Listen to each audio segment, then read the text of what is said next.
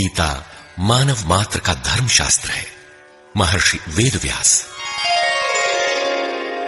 श्री कृष्णकालीन महर्षि वेदव्यास से पूर्व कोई भी शास्त्र पुस्तक के रूप में उपलब्ध नहीं था।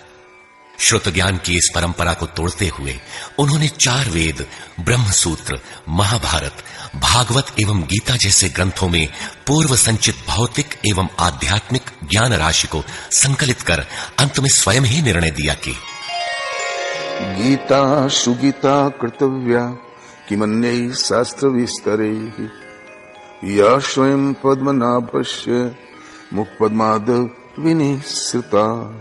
भीष्म पर्व। गीता भली प्रकार मनन करके हृदय में धारण करने योग्य है, जो पद्मनाभ भगवान के श्रीमुख से निःसृत वाणी है। फिर अन्य शास्त्रों के संग्रह की क्या आवश्यकता। मानव सृष्टि के आदि में भगवान श्री कृष्ण के श्रीमुख से निःसृत अविनाशी योग अर्थात श्रीमद् भगवद गीता, जिसकी विस्तृत व्याख्या वेद और उपनिषद है, विस्मृति आ जाने पर उसी आदि शास्त्र को भगवान श्री कृष्ण ने अर्जुन के प्रति पुनः प्रकाशित किया, जिसकी यथावत व्याख्या यथार्थ गीता है। एकम शास्त्रम देवकी पुत्र गीतम एको देवो देवकी पुत्रेव एको मंत्र श्रुतस्य नामानि यानि कर्माप्येकम तस्य देवस्य सेवा। गीता महात्म। अर्थात एक ही शास्त्र है जो देवकी पुत्र भगवान ने श्रीमुख से गायन किया। गीता एक ही प्राप्त करने योग्य देव है। उस गायन ने जो सत्य बताया, आत्मा सिवाय आत्मा के कुछ भी शाश्वत नहीं है। उस गायन में उन महायोगेश्वर ने क्या जपने के लिए कहा। ओम। अर्जुन, ओम अक्षय परमात्मा का नाम है, उसका जप कर और ध्यान मेरा धर। एक ही कर्म है। गीता में वर्णित परम देव एक परमात्मा की सेवा। उन्हें श्रद्धा से अपने हृदय में धारण करें। अस्तु, आरंभ से ही गीता आपका शास्त्र रहा है। भगवान श्री कृष्ण के हजारों वर्ष पश्चात परवर्ती जिन महापुरुषों ने एक ईश्वर को सत्य बताया, गीता के ही पथ पर चलने वाले पथिक हैं, गीता के ही संदेशवाहक हैं। ईश्वर से ही लौकिक एवं पारलौकिक सुखों की कामना, ईश्वर से डरना, अन्य किसी को ईश्वर न मानना, यहां तक तो सभी महापुरुषों ने बताया। किंतु ईश्वरीय साधना, ईश्वर तक की दूरी तय करना, ये केवल गीता में ही सांगोपांग क्रमबद्ध सुरक्षित है। गीता से सुख शांति तो मिलती ही है, ये अक्षय अनामय पद भी देती है। देखिए श्रीमद् भगवद गीता की टीका, यथार्थ गीता।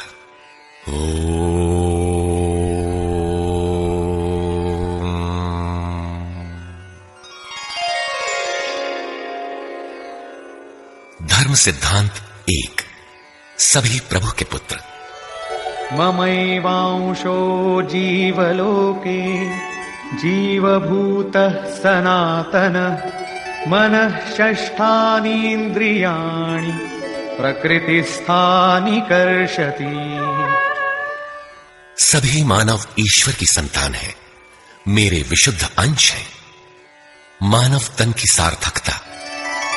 किम पुनर्ब्राह्मणा पुण्या भक्ता राजर्षयस्तथा अनित्यमसुखं लोकम् इमं प्राप्य भजस्व माम्। सुख रहित क्षण भंगुर किंतु दुर्लभ मानव तन को पाकर मेरा भजन कर। अर्थात भजन का अधिकार मनुष्य शरीरधारी को है। मनुष्य की केवल 2 जाति। द्वौ भूत सर्गौ लोकेस्मिन् दैव आसुर एव च दैवो विस्तरशः प्रोक्त आसुरं पार्थ मे शृणु। मनुष्य केवल 2 प्रकार के हैं, देवता और असुर। जिसके हृदय में दैवी संपत्ति कार्य करती है वो देवता है, तथा जिसके हृदय में आसुरी संपत्ति कार्य करती है वो असुर है। तीसरी कोई अन्य जाति सृष्टि में नहीं है। हर कामना ईश्वर से सुलभ। त्रैविद्या मां सोमपाः पूतपापा यज्ञैरिष्ट्वा स्वर्गतिं प्रार्थयन्ते ते पुण्यमासाद्य सुरेन्द्रलोकम् अश्नन्ति दिव्यान् दिवि देवभोगान्। मुझे भजकर लोग स्वर्ग तक की कामना करते हैं, मैं उन्हें देता हूं। अर्थात सब कुछ एक परमात्मा से सुलभ है। भगवान की शरण से पापों का नाश।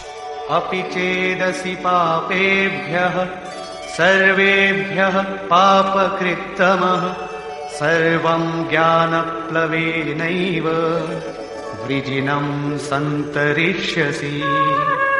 संपूर्ण पापियों से अधिक पाप करने वाला भी ज्ञान रूपी नौका द्वारा निस्संदेह पार हो जाएगा। ज्ञान अध्यात्म ज्ञान नित्यत्वं तत्वज्ञानार्थ दर्शनम् एतज्ज्ञानमिति प्रोक्तम् अज्ञानं यदतोऽन्यथा। आत्मा के आधिपत्य में आचरण, तत्व के अर्थ रूप मुझ परमात्मा का प्रत्यक्ष दर्शन ज्ञान है, और इसके अतिरिक्त जो कुछ भी है अज्ञान है। अतः ईश्वर की प्रत्यक्ष जानकारी ही ज्ञान है। भजन का अधिकार सबको। अपि चेत् सुदुराचारो भजते मामनन्यभाक् साधुरेव समन्तव्यः सम्यग् व्यवसितो हि सः। क्षिप्रं भवति धर्मात्मा शश्वच्छान्तिं निगच्छति कौन्तेय प्रतिजानीहि न मे भक्तः प्रणश्यति। अत्यंत दुराचारी भी मेरा भजन करके शीघ्र ही धर्मात्मा हो जाता है एवं सदा रहने वाली शाश्वत शांति को प्राप्त कर लेता है। अतः धर्मात्मा वो है जो एक परमात्मा के प्रति समर्पित है, और भजन करने का अधिकार दुराचारी तक को है। भगवत पथ में बीज का नाश नहीं। नेहाभिक्रमनाशोऽस्ति प्रत्यवायो न विद्यते स्वल्पमप्यस्य धर्मस्य त्रायते महतो भयात्। धर्म अर्थात आत्मदर्शन की क्रिया का स्वल्प आचरण भी जन्म मरण के महान भय से उद्धार करने वाला होता है। धर्म अपरिवर्तनशील है। ईश्वर का निवास।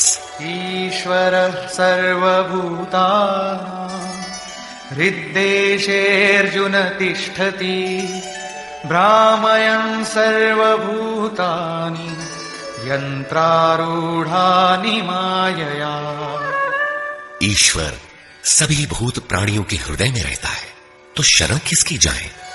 तमेव शरणं गच्छ सर्वभावेन भारत तत्प्रसादात् परां शान्तिं स्थानं प्राप्स्यसि शाश्वतम्।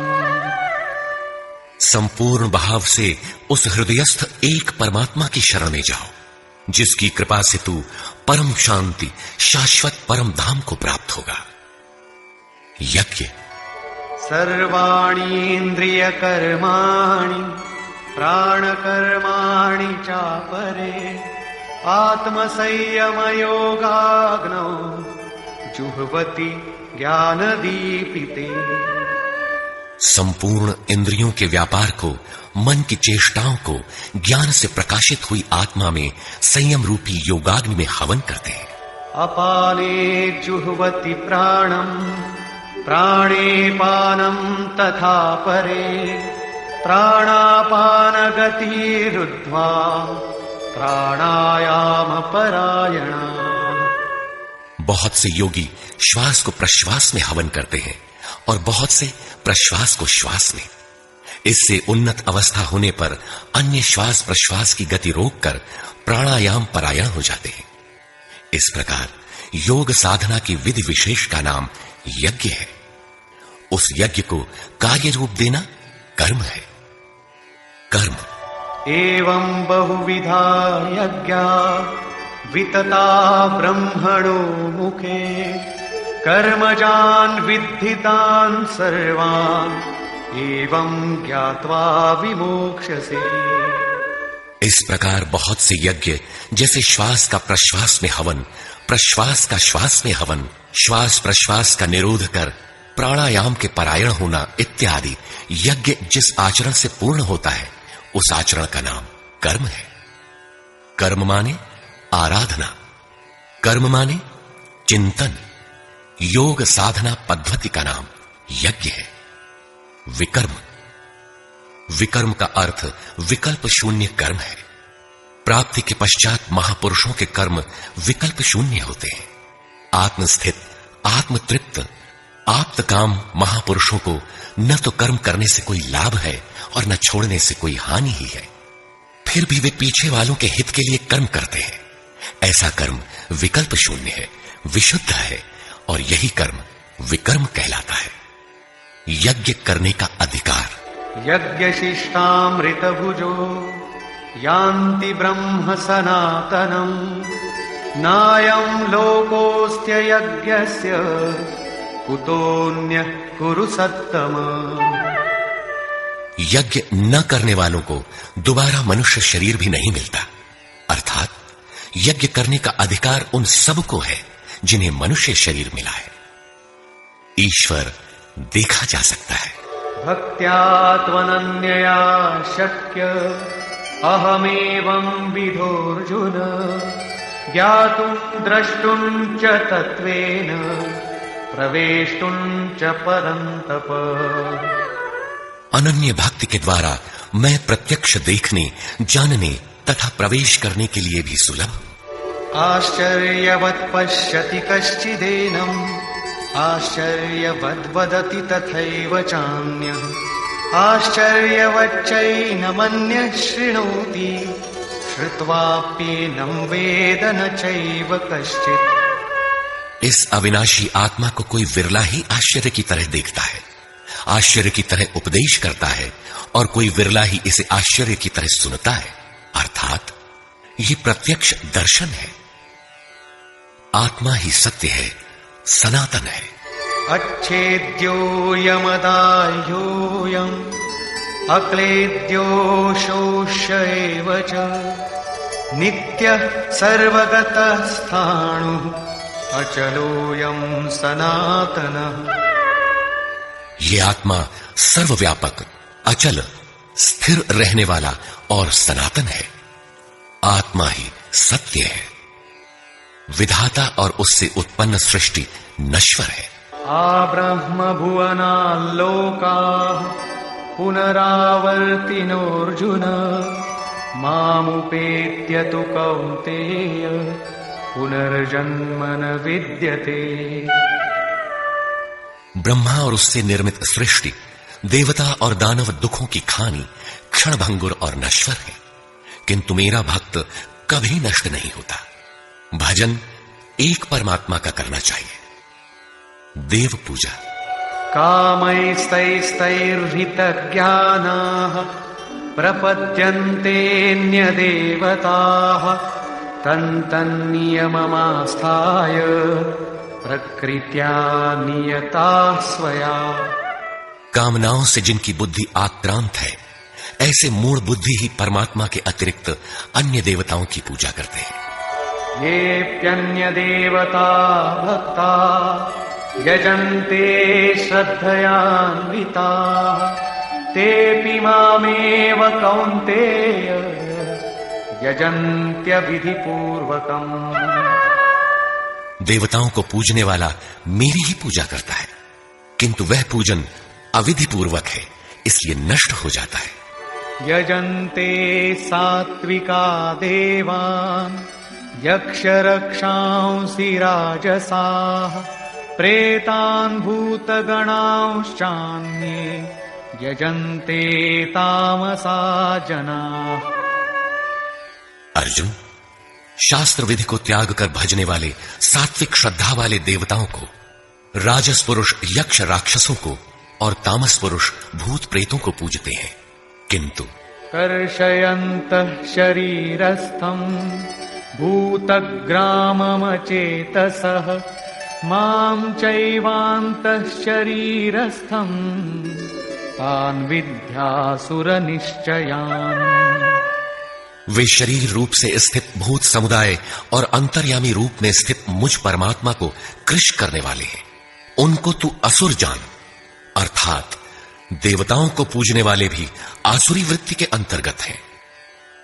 अधम तानहं द्विषतः क्रूरान् संसारेषु नराधमान् क्षिपाम्यजस्रमशुभान् आसुरीष्वेव योनिषु। जो यज्ञ की नियत विधि छोड़ कल्पित विधियों से यजन करते हैं, वे ही क्रूर कर्मी, पापाचारी तथा मनुष्यों में अधम है। अन्य कोई अधम नहीं है। नियत विधि क्या है? ओमित्येकाक्षरं ब्रह्म व्याहरन् मामनुस्मरन् यः प्रयाति त्यजन् देहं स याति परमां गतिम्। ओम, जो अक्षय ब्रह्म का परिचायक है, उसका जप तथा मुझ एक परमात्मा का स्मरण, तत्वदर्शी महापुरुष के संरक्षण में ध्यान।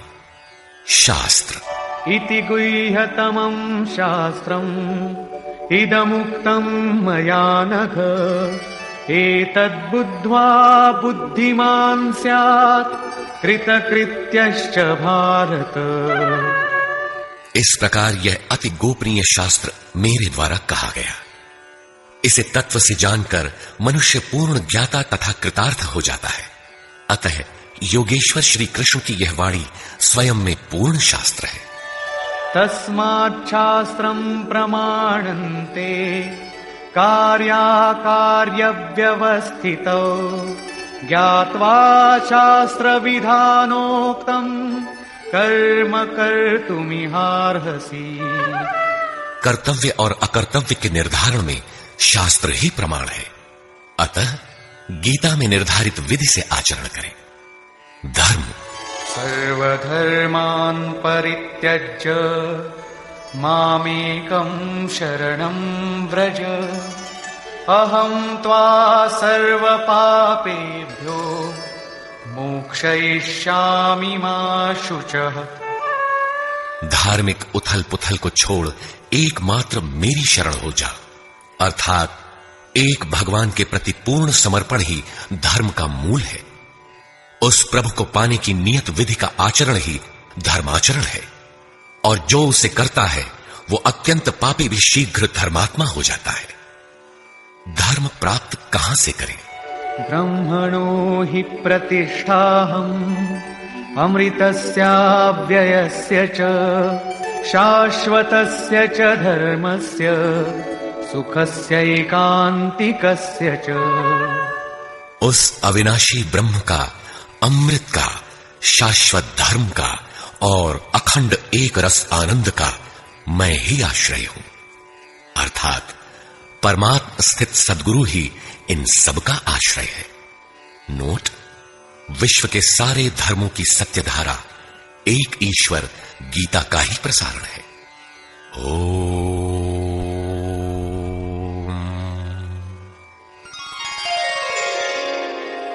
प्राक कथन। वस्तुतः गीता पर टीका लिखने की अब कोई आवश्यकता प्रतीत नहीं होती, क्योंकि इस पर सहस्त्रों टीकाएं लिखी जा चुकी हैं, जिनमें 50 तो केवल संस्कृत में ही है। गीता को लेकर 50 मत है, जबकि सबकी आधारशिला एकमात्र गीता है। योगेश्वर श्री कृष्ण ने तो कोई एक बात कही होगी, फिर यह मतभेद क्यों? वस्तुतः वक्ता एक ही बात कहता है, किंतु श्रोता यदि 10 बैठे हों तो 10 प्रकार के आशय ग्रहण करते हैं। व्यक्ति की बुद्धि पर तामसी, राजसी अथवा सात्विक गुणों का जितना प्रभाव है, उसी स्तर से उस वार्ता को पकड़ पाता है। इससे आगे वो समझ नहीं पाता। अतः मतभेद स्वाभाविक है। विभिन्न मतवादों से और कभी कभी एक ही सिद्धांत को अलग अलग काल और भाषाओं में व्यक्त करने से साधारण मनुष्य संशय में पड़ जाता है। बहुत सी टीकाओं के बीच वह सत्य धारा भी प्रवाहित है, किंतु शुद्ध अर्थ वाली एक टीका हजारों टीकाओं के बीच रख दी जाए तो उनमें यह पहचानना कठिन हो जाता है कि यथार्थ कौन है। वर्तमान काल में गीता की बहुत सी टीकाएं हो गई हैं। सभी अपनी अपनी सत्यता का उद्घोष करती हैं, किंतु गीता के शुद्ध अर्थ से वे बहुत दूर हैं। निस्संदेह कुछ महापुरुषों ने सत्य का स्पर्श भी किया, किंतु कतिपय कारणों से वे उसे समाज के समक्ष प्रस्तुत न कर सके। श्री कृष्ण के आशय को हृदयंगम न कर पाने का मूल कारण है कि वे एक योगी थे। श्री कृष्ण जिस स्तर की बात करते हैं, क्रमशः चलकर उसी स्तर पर खड़ा होने वाला कोई महापुरुष ही अक्षरशः बता सकेगा कि श्री कृष्ण ने जिस समय गीता का उपदेश दिया था, उस समय उनके मनोगत भाव क्या थे। मनोगत समस्त भाव कहने में नहीं आते, कुछ तो कहने में आ पाते हैं, कुछ भाव भंगिमा से व्यक्त होते हैं और शेष पर्याप्त क्रियात्मक हैं, जिन्हें कोई पथिक चलकर ही जान सकता है। जिस स्तर पर श्री कृष्ण थे, क्रमशः चलकर उसी अवस्था को प्राप्त महापुरुष ही जानता है कि गीता क्या कहती है। वह गीता की पंक्तियां ही नहीं दोहराता, बल्कि उनके भावों को भी दर्शा देता है, क्योंकि जो दृश्य श्री कृष्ण के सामने था वही उस वर्तमान महापुरुष के समक्ष भी है। इसलिए वो देखता है, दिखा देगा, आप में जागृत भी कर देगा, उस पथ पर चला भी देगा। पूज्य श्री परमहंस जी महाराज भी उसी स्तर के महापुरुष थे। उनकी वाणी तथा अंतः प्रेरणा से मुझे गीता का जो अर्थ मिला, उसी का संकलन यथार्थ गीता है। इसमें मेरा अपना कुछ भी नहीं है, यह क्रियात्मक है। साधन अपनाने वाले प्रत्येक पुरुष को इसी परिधि से गुजरना होगा। जब तक वो इससे अलग है, तब तक स्पष्ट है कि वो साधन नहीं करता, किसी न किसी प्रकार की लकीर अवश्य पीटता है। अतः किसी महापुरुष की शरण ले। श्री कृष्ण ने किसी अन्य सत्य को नहीं बताया, बल्कि कहा, ऋषिभिर बहुधा गीतम। ऋषियों ने अनेकों बार जिसका गायन किया है, वही कहने जा रहा हूं। उन्होंने यह नहीं कहा कि उस ज्ञान को केवल मैं ही जानता हूं या मैं ही बताऊंगा, बल्कि कहा, किसी तत्वदर्शी के पास जाओ, निष्कपट भाव से सेवा करके उस ज्ञान को प्राप्त करो। श्री कृष्ण ने महापुरुषों द्वारा शोधित सत्य को ही उद्घाटित किया है। गीता सुबोध संस्कृत में है। यदि अन्वयार्थ ही लें तो गीता का अधिकांश आप स्वयं हृदयंगम कर सकेंगे, किंतु आप ज्यों का त्यों अर्थ नहीं लेते। उदाहरण के लिए श्री कृष्ण ने स्पष्ट कहा कि यज्ञ की प्रक्रिया ही कर्म है, फिर भी आप कहते हैं कि खेती करना कर्म है। यज्ञ को स्पष्ट करते हुए उन्होंने बताया कि यज्ञ में बहुत से योगी जन प्राण में अपान को हवन करते हैं, बहुत से अपान में प्राण को हवन करते हैं, बहुत से योगी प्राण अपान दोनों को रोककर प्राणायाम परायण हो जाते हैं, बहुत से योगी इंद्रियों की संपूर्ण प्रवृत्तियों को संयमाग्नि में हवन करते हैं। इस प्रकार श्वास प्रश्वास का चिंतन यज्ञ है, मन सहित इंद्रियों का संयम यज्ञ है। शास्त्रकार ने स्वयं यज्ञ बताया, फिर भी आप कहते हैं कि विष्णु के निमित्त स्वाहा बोलना, अग्नि में जौ तिल घी का हवन करना यज्ञ है। उन योगेश्वर ने ऐसा एक शब्द भी नहीं कहा। क्या कारण है कि आप समझ नहीं पाते? बाल की खाल निकालकर रटने पर भी क्यों वाक्य विन्यास ही आपके हाथ लगता है? आप अपने को यथार्थ जानकारी से शून्य ही क्यों पाते हैं? वस्तुतः मनुष्य जन्म लेकर क्रमशः बड़ा होता है तो पैतृक संपत्ति, घर, दुकान, जमीन जायदाद, पद प्रतिष्ठा, गाय भैंस, यंत्र उपकरण इत्यादि उसे विरासत में मिलती है। ठीक इसी प्रकार उसे कुछ रूढ़ियां, परंपराएं, पूजा पद्धतियां भी विरासत में मिल जाती हैं। 33 करोड़ देवी देवता तो भारत में बहुत पहले गिने गए थे। विश्व में उनके अनगिनत रूप हैं। शिशु ज्यों ज्यों बड़ा होता है, अपने माता पिता, भाई बहन, पास पड़ोस में इनकी पूजा देखता है।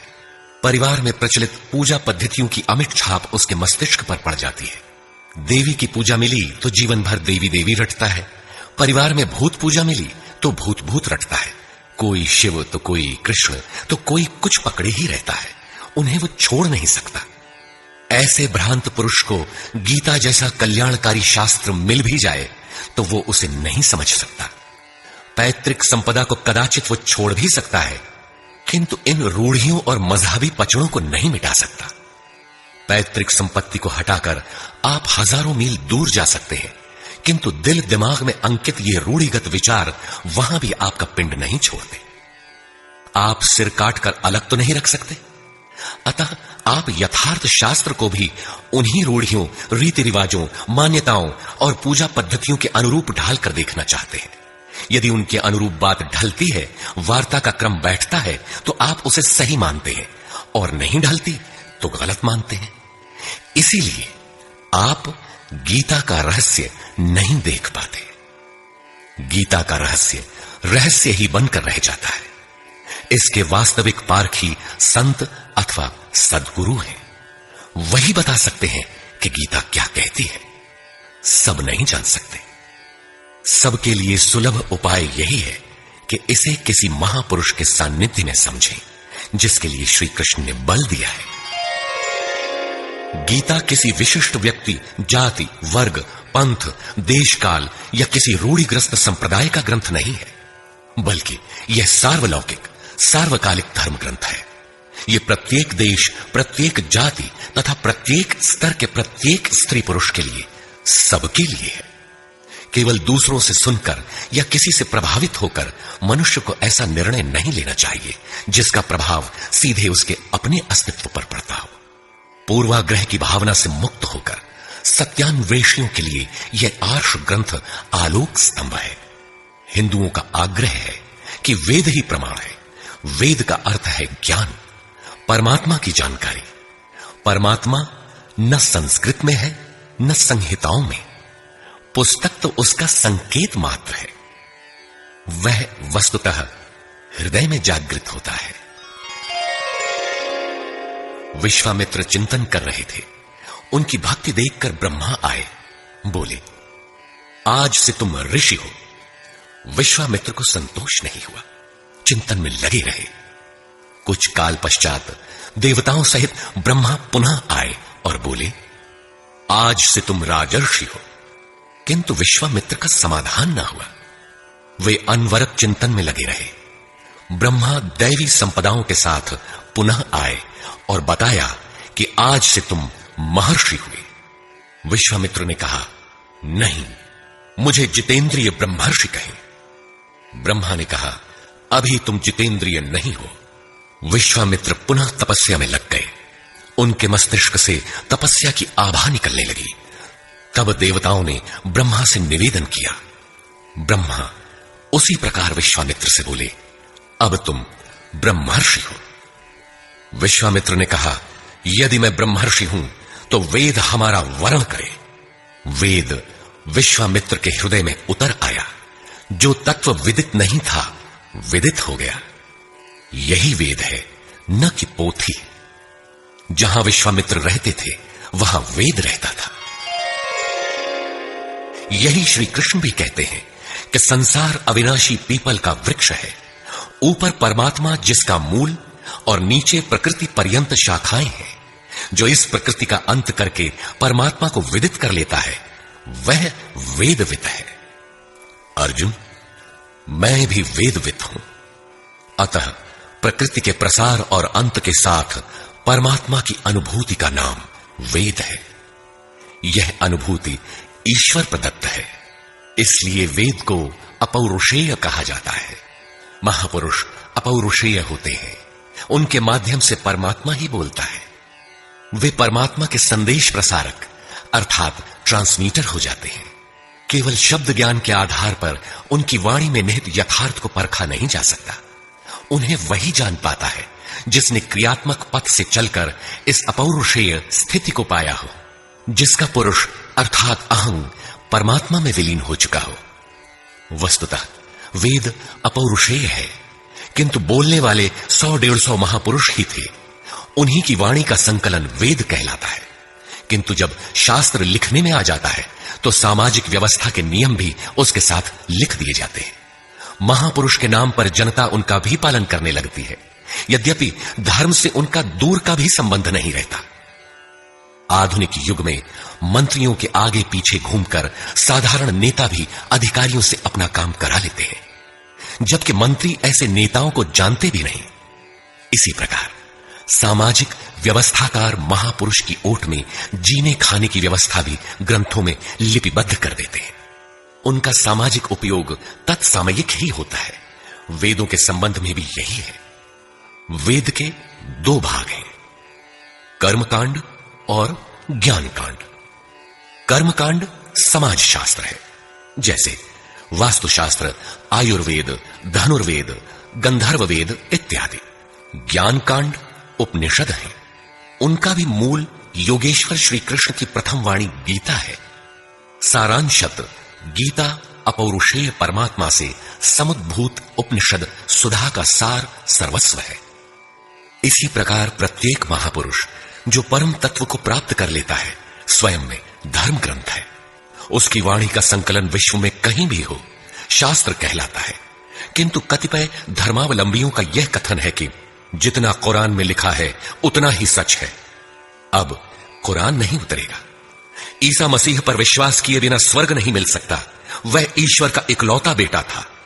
अब ऐसा महापुरुष नहीं हो सकता। उनकी रूढ़िवादिता है। यदि उसी तत्व को साक्षात कर लिया जाए तो वही बात फिर होगी। गीता सार्वभौम है। धर्म के नाम पर प्रचलित विश्व के समस्त धर्म ग्रंथों में गीता का स्थान अद्वितीय है। यह स्वयं में धर्मशास्त्र ही नहीं बल्कि अन्य धर्म ग्रंथों में निहित सत्य का मानदंड भी है। गीता वह कसौटी है जिस पर प्रत्येक धर्म ग्रंथ में अनुस्यूत सत्य अनावृत हो उठता है, परस्पर विरोधी कथनों का समाधान निकल आता है। प्रत्येक धर्म ग्रंथ में संसार में जीने खाने की कला और कर्म कांडों का बाहुल्य है। जीवन को आकर्षक बनाने के लिए उन्हें करने तथा न करने के रोचक भयानक वर्णनों से धर्म ग्रंथ भरे पड़े हैं। कर्म कांडों की इसी परंपरा को जनता धर्म समझने लगती है। जीवन निर्वाह की कला के लिए निर्मित पूजा पद्धतियों में देश काल और परिस्थितियों के अनुसार परिवर्तन स्वाभाविक है। धर्म के नाम पर समाज में कलह का यही एकमात्र कारण है। गीता इन क्षणिक व्यवस्थाओं से ऊपर उठकर आत्मिक पूर्णता में प्रतिष्ठित करने का क्रियात्मक अनुशीलन है, जिसका एक भी श्लोक भौतिक जीवन यापन के लिए नहीं है। इसका प्रत्येक श्लोक आपसे आंतरिक युद्ध आराधना की मांग करता है। तथाकथित धर्म ग्रंथों की भांति यह आपको स्वर्ग या नर्क के द्वंद्व में फंसाकर नहीं छोड़ता, बल्कि उस अमरत्व की उपलब्धि कराता है जिसके पीछे जन्म मृत्यु का बंधन नहीं रह जाता। प्रत्येक महापुरुष की अपनी शैली और कुछ अपने विशिष्ट शब्द होते हैं। योगेश्वर श्री कृष्ण ने भी गीता में कर्म, यज्ञ, वर्ण, वर्ण संकर, युद्ध, क्षेत्र, ज्ञान इत्यादि शब्दों पर बार बार बल दिया है। इन शब्दों का अपना आशय है और पुनरावृत्ति में भी इनका अपना सौंदर्य है। हिंदी रूपांतरण में इन शब्दों को उसी आशय में लिया गया है तथा आवश्यक स्थलों की व्याख्या भी की गई है। गीता के आकर्षण निम्नलिखित प्रश्न हैं, जिनका आशय आधुनिक समाज खो चुका है। वे इस प्रकार हैं जिन्हें यथार्थ गीता में आप पाएंगे। श्री कृष्ण एक योगेश्वर थे। सत्य, आत्मा ही सत्य है। सनातन, आत्मा सनातन है, परमात्मा सनातन है। सनातन धर्म परमात्मा से मिलाने वाली क्रिया है।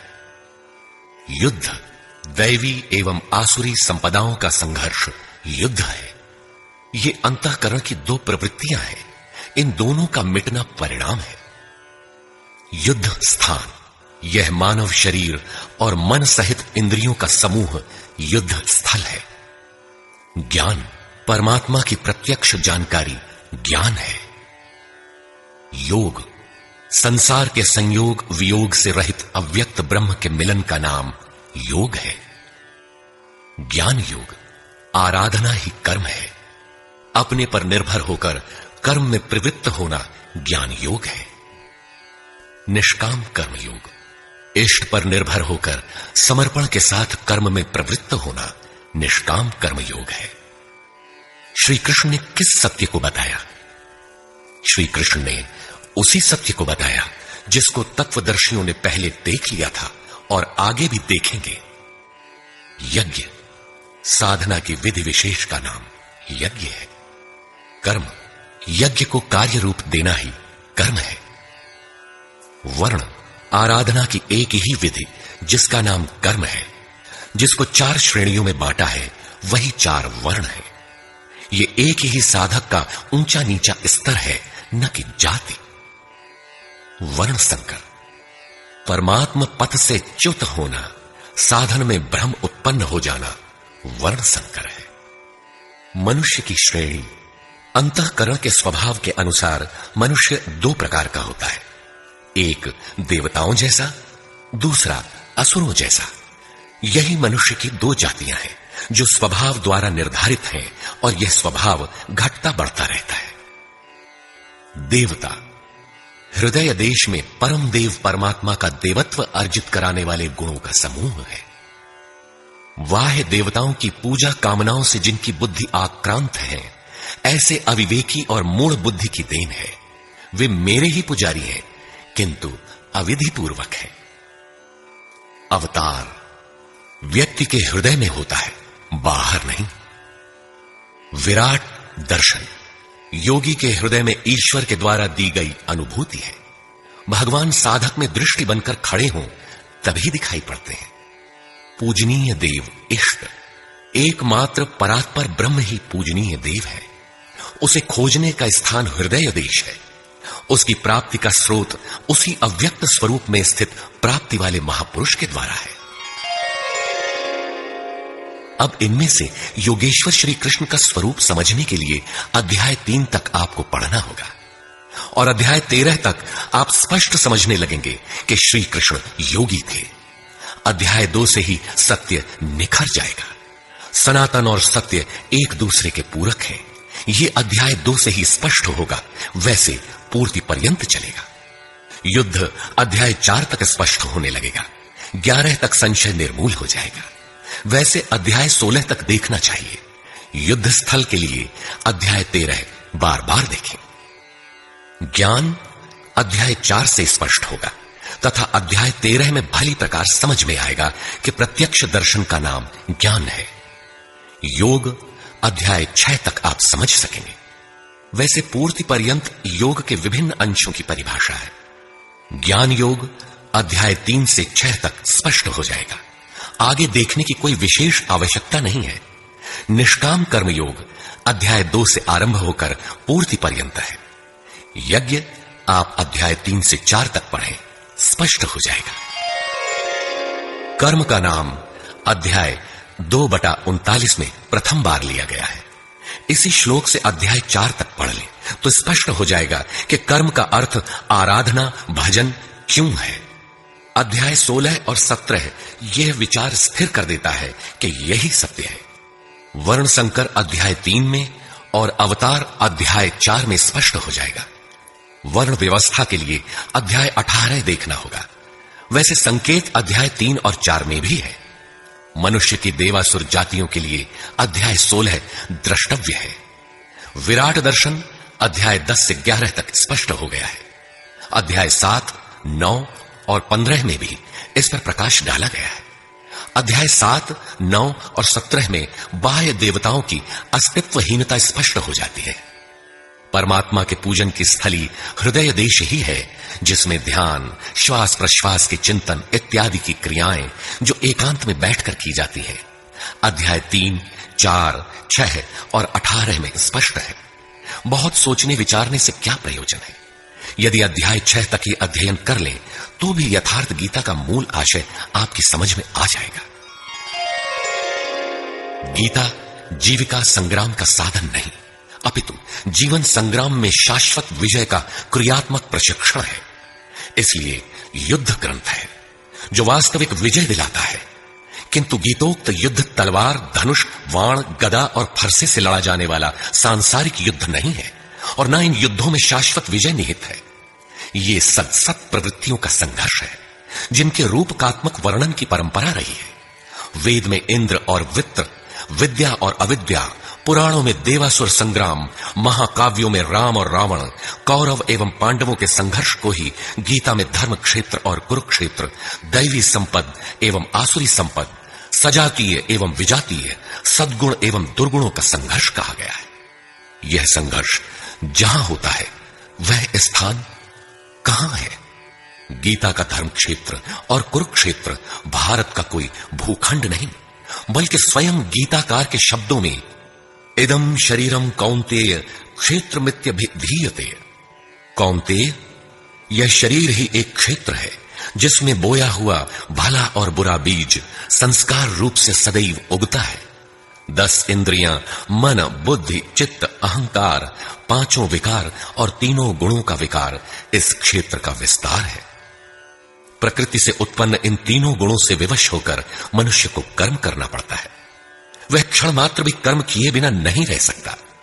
पुनरपि जननम पुनरपि मरणम पुनरपि जननी जठरे शयनम। जन्म जन्मांतरों से करते ही तो बीत रहा है, यही कुरुक्षेत्र है।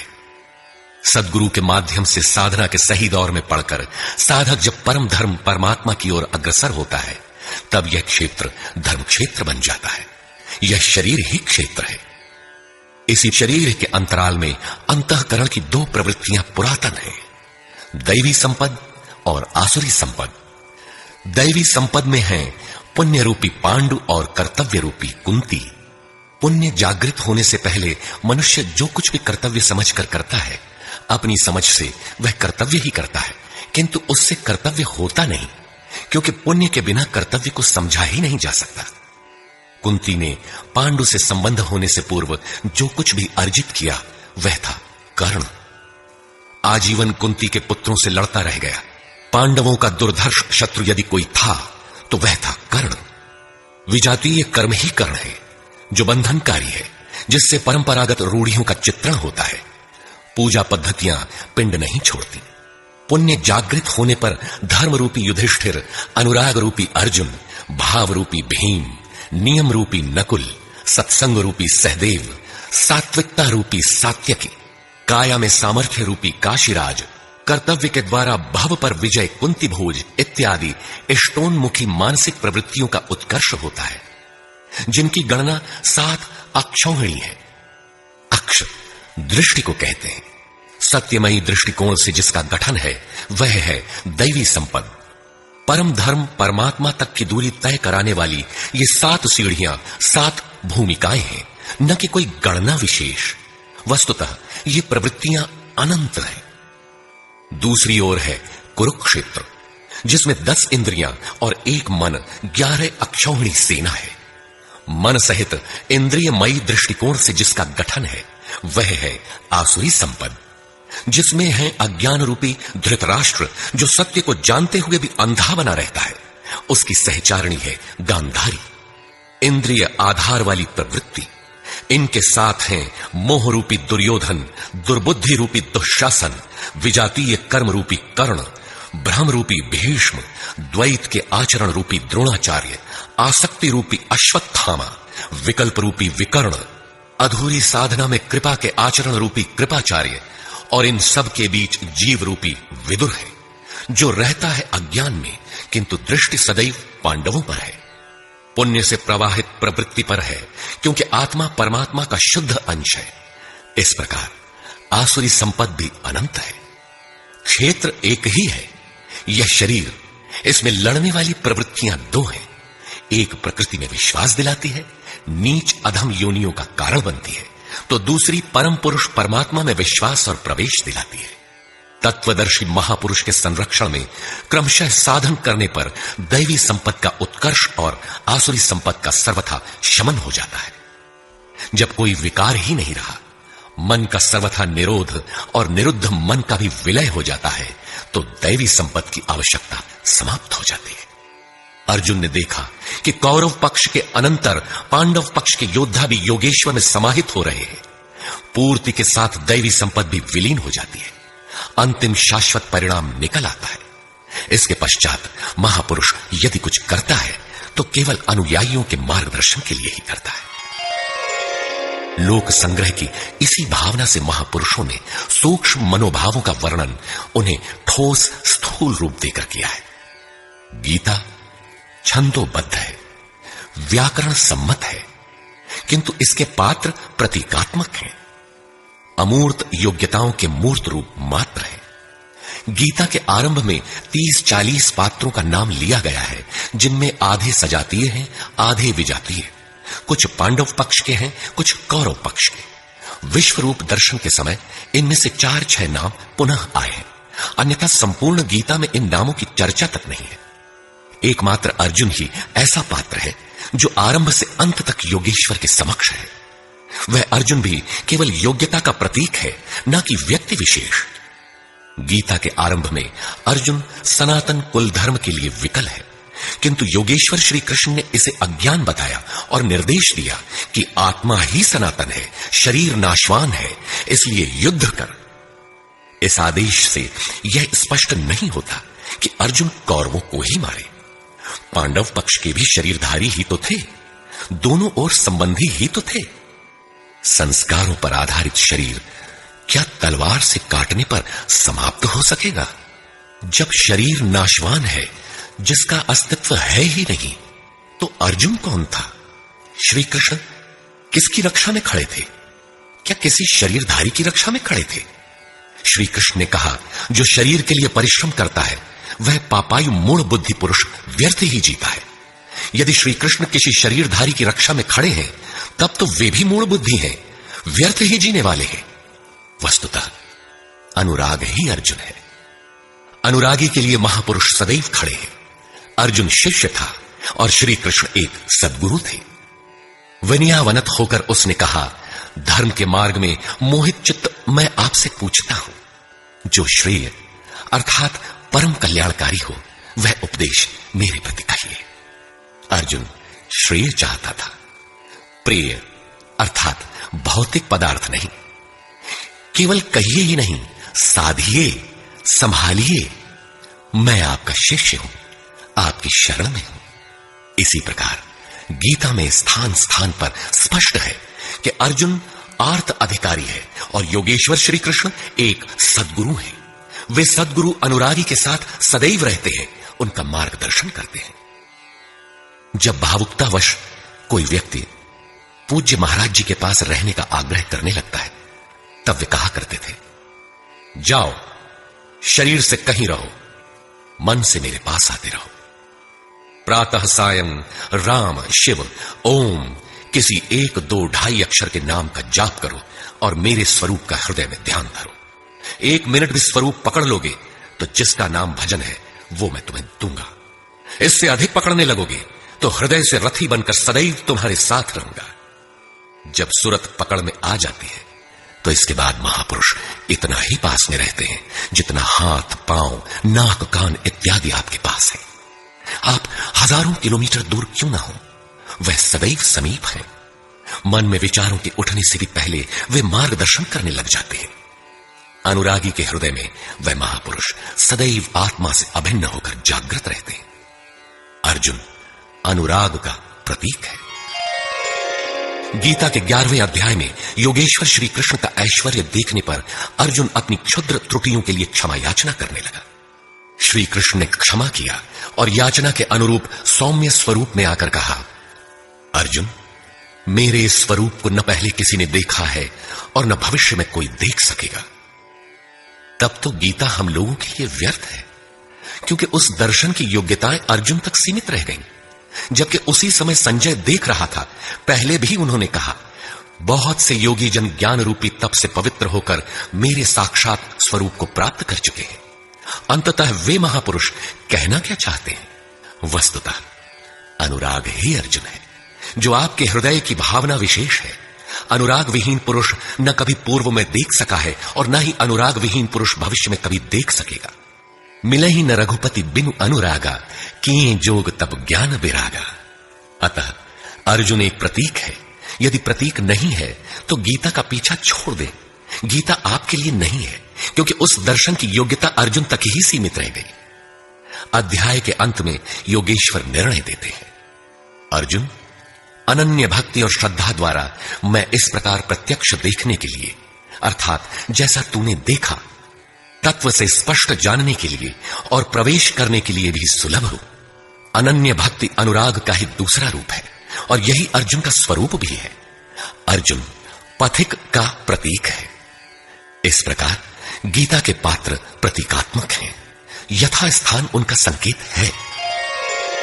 रहे हो कोई ऐतिहासिक श्री कृष्ण और अर्जुन, निश्चय ही हुआ हो कोई विश्व युद्ध, किंतु गीता में भौतिक युद्ध का चित्रण कदापि नहीं है। उस ऐतिहासिक युद्ध के मुहाने पर घबराया तो था अर्जुन, न कि सेना। सेना तो लड़ने को तैयार खड़ी थी। क्या गीता का उपदेश देकर श्री कृष्ण ने सव्यसाची अर्जुन को सेना की योग्यता का बनाया? वस्तुतः साधन लिखने में नहीं आता, सब कुछ पढ़ लेने के बाद भी चलना शेष ही रहता है।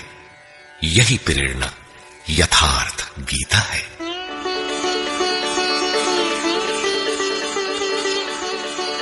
सद्गुरु कृपाश्रयी जगत बंधु स्वामी अड़गड़ानंद जी। श्री गुरु पूर्णिमा 24 जुलाई 1983 ईस्वी।